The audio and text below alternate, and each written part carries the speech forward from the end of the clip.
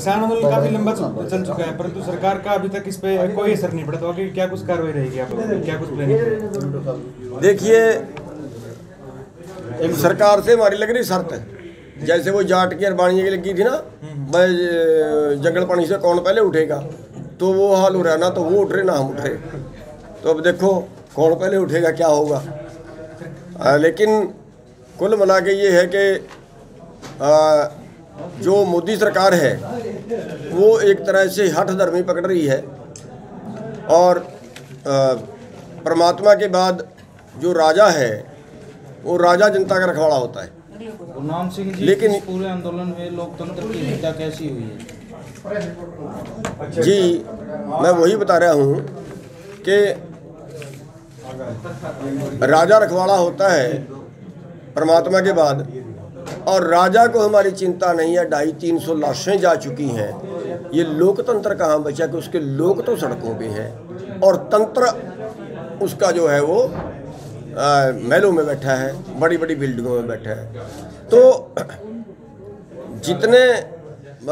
जितना बड़ा ये एजिटेशन हुआ, शायद देश का पहला एजिटेशन है, और सरकार एक हठधर्मी पकड़ रही है कि, और ऊपर से बयान ये दे रहे हैं कि लोगों की भीड़ से कानून नहीं बदले जाते। तो ये लोकतंत्र की सबसे बड़ी हत्या है। गुरनाम सिंह जी, हरियाणा और पंजाब का भाईचारा किस प्रकार से बढ़ा है? SYL का मुद्दा इसमें पूरे के पूरे आंदोलन में आपसी भाईचारे के कारण इसका हल हो जाएगा SYL का? देखिए, इस आंदोलन से और कुछ मिले ना मिले, लेकिन भाईचारा बड़ा है, धर्मों का भाईचारा और जातियों का भाईचारा वो बड़ा है। अब हमें धरने पे ये नहीं पता हरियाणा से कौन है, पंजाब से कौन है, हमें धरने पे ये नहीं पता कौन किस बरादरी से है, और सब इकट्ठे लंगर बना रहे हैं, सब इकट्ठे लंगर खा रहे हैं। तो भाईचारा बड़ा है, आपस में प्रेम बड़ा है। रही आपकी SYL के मुद्दे की बात, बाढ़ में जाए SYL, हमें तो पहले ये 3 कानून बदलाने। SYL तो को हम पानी का तो तब कुछ करेंगे ना जब हमारे पास ज़मीन बचेगी। अगर हमारे पास ज़मीन ही ना बची, पानी का क्या करेंगे। इसलिए ये जो SYL जैसे मुद्दे हैं, ये 2 प्रदेशों को 2 फाड़ करने के मुद्दे हैं, राजनीतिक मुद्दे हैं। और दूसरी बात, जब सेंटर में बीजेपी थी, हरियाणा में बीजेपी चौटाला था, पंजाब में बीजेपी बादल था, तब इनकी SYL कहाँ गई, तब क्यों नहीं की? 2014 में बीजेपी सेंटर में थी, बीजेपी हरियाणा में थी, बादल की और बीजेपी की 2017 तक सरकार पंजाब में रही, तब SYL क्यों नहीं बनवाई इन्होंने? सुप्रीम कोर्ट का निर्णय भी आज का। गुरनाम सिंह जी, लास्ट में क्वेश्चन करूंगा आपसे कि कुछ किसान भाइयों ने अपनी ज़मीन है, जो अपनी ज़मीन के अंदर खड़ी फसल है, वो जोत दी, तो उनको क्या संदेश देना चाहोगे? देखिए, हमने वीडियो डाल के उनको संदेश दिया है। हम सब किसान भाइयों से अनुरोध करते हैं कि ये जो फसल है ये हमने बच्चों की तरह पाली है। कोई भाई अपनी फसल को नष्ट ना करे, कोई भाई अपनी फसल को ना जोते, उसको बचाए। अगर किसी को नहीं बेचनी है तो गौशाला में दान कर दे, ये गाय भूखी मर रही है उन्हीं को खिला दे, जोत क्यों रहे उसको। और ये क्या हाल है, हमारे कितने भाई आत्महत्या कर गए, किसान आत्महत्या कर गए, क्या सरकार मान गई? क्यों कर रहे हैं आत्महत्या, क्यों बा रहे हैं हम अपनी फसल? किसी ने अपनी फसल नहीं बानी है, किसी ने आत्महत्या नहीं करनी है। हम लड़ेंगे, तब तक लड़ेंगे जब तक हम जीत नहीं जाते। सर, जिस प्रकार से नेशनल मीडिया स्टार्टिंग से इस आंदोलन में काफी बाधा डाल रहा है, तो उसी प्रकार से अभी इस आंदोलन को जाटलैंड का नाम दिया जा रहा है, और साथ में ये बताया जा रहा है कि जो बॉर्डर है, सिंधु बॉर्डर है, टिकरी बॉर्डर है, उन पर लोगों की, किसानों की संख्या कम हो गई। उसको लेकर क्या कुछ कहना चाहिए? देखिए, जो नेशनल मीडिया है, वास्तव में उसको नेशनल मीडिया कह लीजिए, चाहे उसको अंबानी अडानी का मीडिया कह लीजिए। आज 33-34 चैनल हैं अंबानी के, 50 चैनल है अडानी के, सैकड़ों चैनल सुभाष चंद्रा के। अरे जब मीडिया उन्होंने अपना खड़ा कर लिया तो उसको मीडिया बोलते क्यों हैं? मेरे को तो ये नहीं समझ आती, वो मीडिया है ही नहीं। वो तो भाई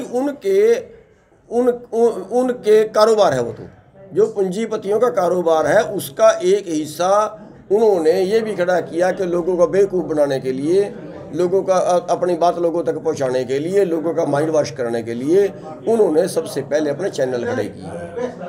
अब आम आदमी तो चैनल बना नहीं सकता। आप ये बता दीजिए ना, जितने बड़े बड़े चैनल हैं सारे पूंजीपतियों के हैं, आम आदमी का कोई हो तो बता दो, उन्हीं की बात करेंगे। सर, जो संजीव बालियान जो बीजेपी नेता थे, उन्होंने गुंडागर्दी की, उसके बारे में क्या कहोगे? उन्होंने जो गुंडागर्दी की है निंदनीय है, और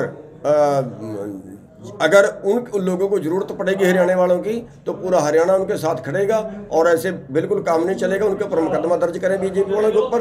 और अगर ये बीजेपी वाले कहीं ऐसी गुंडागर्दी करते हैं तो सब लोग इकट्ठे हो जाओ और तसल्ली करें इनकी।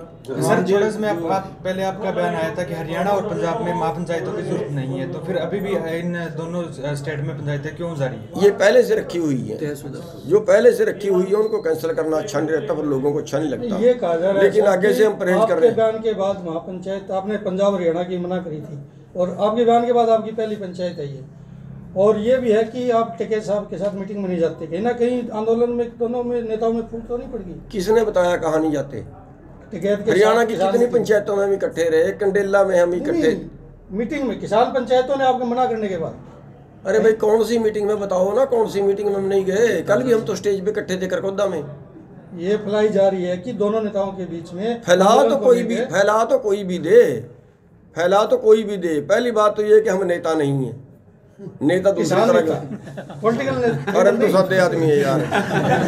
और किसानों के नेता तो आप सर ना नेता नूता की तो शब्द ही बुरा है।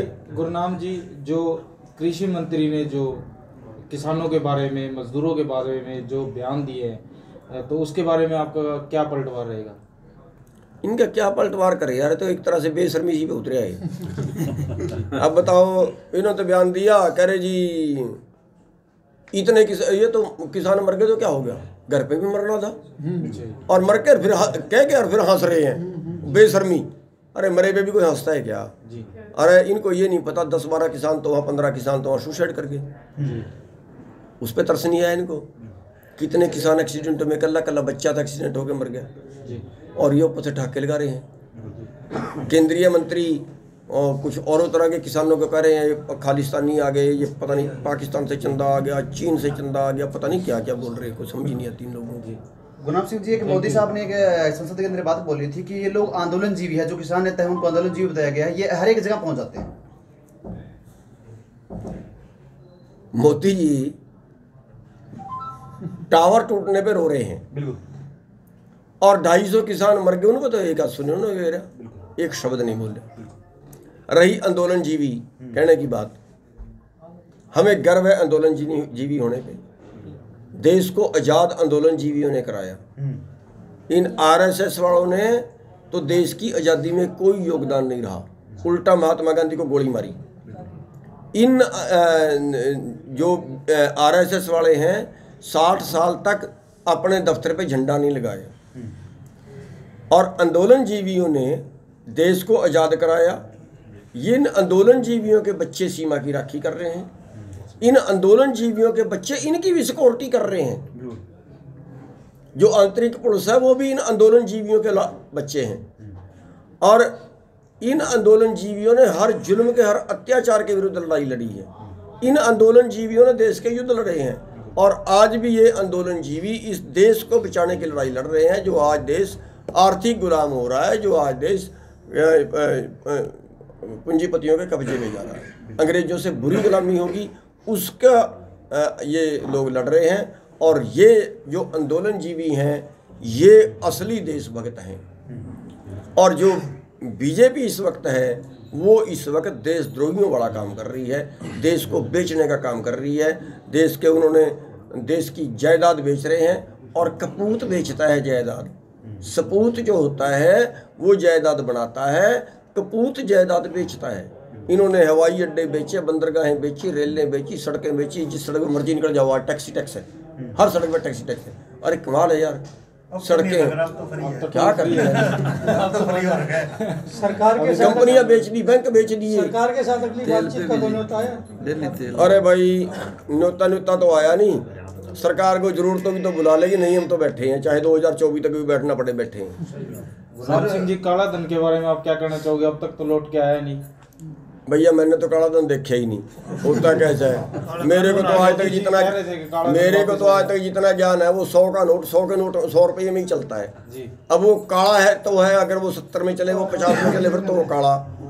ये तो चोरी का धन है, जो चोरी का इन्होंने, देखिए पूंजीपतियों ने विदेशों में बैंकों में जमा करा रखा है। जो मोदी जी बोल रहे थे कि हम अपने देश में, इंडिया में वापस ले गए। जो देश को आज़ाद कराया था, हमें ये बताया गया था कि अंग्रेज हमारे देश को लूट रहे हैं, अंग्रेजों को भगाओ। इसलिए हमारे लोगों ने कुर्बानियां दी थी। लेकिन अब जो बाबा रामदेव बता रहा था, वो आँख से मीच मीच के बात करता है जो सा, वो जो बता रहा था 400 लाख करोड़ आएगा, 15 लाख तुम्हारे खाते में आएगा, बोलो 35 रुपये पेट्रोल में चाहिए या 55 रुपये चाहिए, जो वो बातें कर रहा था, वो आज जो वो पैसा है उसकी गिनती पे सवाल नहीं कितना, लेकिन है किसका? हमारे देश के चोरों का, हमारे देश के राजनेताओं का। अरे ये राजनेता जो हमारे देश के हैं, ये तो अंग्रेजों से भी बुरे हो गए। राम सिंह जी, जो पेट्रोल डीजल के रेट है वो एक्साइज ड्यूटी के कारण बढ़ते हैं या नहीं बढ़ते, या उसका जो सीधा प्रॉफिट सरकार को जाता है या पूंजीपति? और बाद में सर मोदी जी ने दोनों कहा को जा था रहा है कि ये जो कांग्रेस का घाटा है, हम कांग्रेस का घाटा भी पूरा कर रहे हैं। पेट्रोल जैसे कि पेट्रोल और डीजल के दाम बढ़े हैं, तो मोदी जी कह रहे हैं कि हम जो कांग्रेस का घाटा है वो पेट्रोल डीजल के माध्यम से पूरा कर रहे हैं। इनको तो ये करना चाहिए कि हमारा खून निकाल लें, वो अमेरिका को बेच दें या इन पूंजीपतियों को बेच दें, उसमें से भी कमाई कर लें, वो भी अच्छा साधन है कमाई। ताज़ा इन्होंने ये दिया है जी, 2014 से पहले तो बोले तेल इंटरनेशनल मार्केट से तय होता था, नहीं केंद्र सरकार करती थी, आज इंटरनेशनल मार्केट करती है, ये बयान दिया जी। कल ये अनाज में भी यही बयान देंगे, अनाज का भी यही होगा। जैसे एमएसपी की डिमांड कर रहे हैं, वैसे एमआरपी की डिमांड नहीं करनी चाहिए ताकि जो उपभोक्ता है उसको भी बचाया जा सके इस देश में। अरे भाई अब तो कर रहे हैं, हम तो पहले ही कह रहे हैं कि 8 रुपये किलो में प्याज खरीदा, 80 रुपये किलो में बेचा। अरे भाई कोई कानून फूक दो, बना दो देश में कि 2 गुने में ही बेच ले, मर ले, से ज्यादा ना होता कि सब। अरे कोई सीमा तो होगी, उस पर कानून बना दो। हम तो पहले ही कह रहे हैं क्यों मरवाते हो? 2 रुपये की दवाई 50 रुपये बेच रहे यार, कौन सा दिन धर्म है देश का? उपभोक्ता भी, जो आम उपभोक्ता है वो भी इस कानून आंदोलन से भैया सारा सौदा पूंजीपतियों को पालने का चल रहा है। सर और अभी हरियाणा और पंजाब में है वो आड़तियों को खत्म कर रही है सरकार, इस पे क्या बोलोगे? भैया नहीं खत्म होने देंगे, वीडियो भी आ रही है जिसमें हम ये बिल्कुल खत्म नहीं होने देंगे। हम ये लड़ाई इसी बात की लड़ रहे हैं, सबके लिए लिया, हम लड़ेंगे, हर कीमत पे लड़ेंगे, तब तक लड़ेंगे जब तक हम जीत नहीं जाते। आड़तियों का बाढ़ नहीं बिंगा होने देंगे। राम सिंह जी, आगे की रणनीति क्या रहेगी? आड़तियों का नुकसान, आड़तियों का मतलब है मंडियां बंद होना। मंडियां बंद होगी तो किसान बर्बाद हो जाएगा। अभी पहले गेहूं पे आड़ देते थे, अब वो भी नहीं देंगे, एमएसपी पे सीधी डायरेक्ट खरीद करेंगे वो सरकार, और किसानों का तो पैसे जाएंगे कुछ एक सर ये बात भी निकल के आ रही है कि आंदोलन अभी रहेगा। कुछ लोग बोल रहे हैं आंदोलन में जो लोग हैं, गेहूं आ रही है वो घर जाएंगे, तो क्या मानते हैं लोग घर जाएंगे किसान? अभी गेहूं आ रही है, सरसों आ चुकी है, फसलें काटने का समय आ चुका है, तो किसान साथी घर जाएंगे या और किसान साथियों ड्यूटी लगाई जाएगी? नहीं, वो रोटेशन बना दी है। कुछ साथी वहाँ बॉर्डर पे रहेंगे, जो अगले 4 दिन बाद दूसरे चले जाएंगे, वो आ जाएंगे, और जो पिछला काम है वो गाँव के लोग क्योंकि कुछ लोग ऐसा बात बोल रहे हैं कि सभी किसान भी घर आएंगे, आंदोलन खत्म होने जा रहा है। किसने झूठ है, किसने बोल दिया? अफवाह चल रही है। अरे ये कोई बात थोड़ी है। बिल्कुल ठीक। आज चाय पे